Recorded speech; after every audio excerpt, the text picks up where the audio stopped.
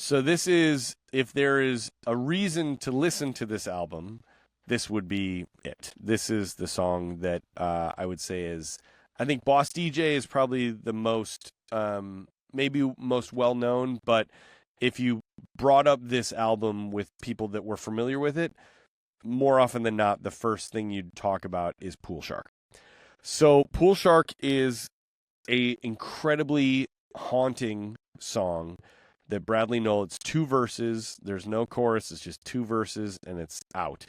Bradley Noel talking absolutely about doing heroin and talking about how he can't help it, right? That he's struggling with it, but he can't beat it. And sort of the most famous part of it is at the very end. He says, "One day I'm going to lose the war," and there's this really sad, dissonant chord. It is. I'm like getting a little emotional even just talking about it because it is a very.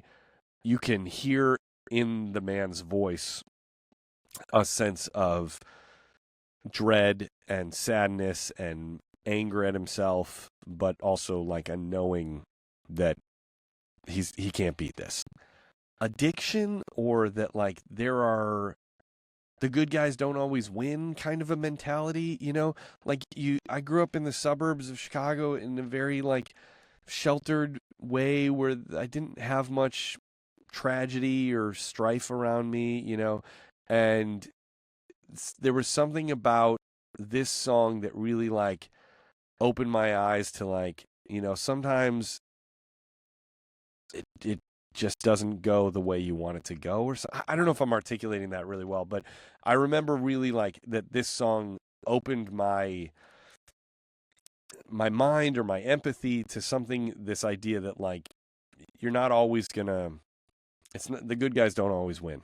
The whole thing, the song is sort of heartbreaking to me, but he Yeah. says, now I've got the needle and I can't shake, but I can't breathe. One day I'm going to lose the war. It's, yeah, it's just a bummer all around, but it's put in a way that I think that we can all, like you said, people that may not be familiar with that sort of a situation can kind of experience it and know what that's about. And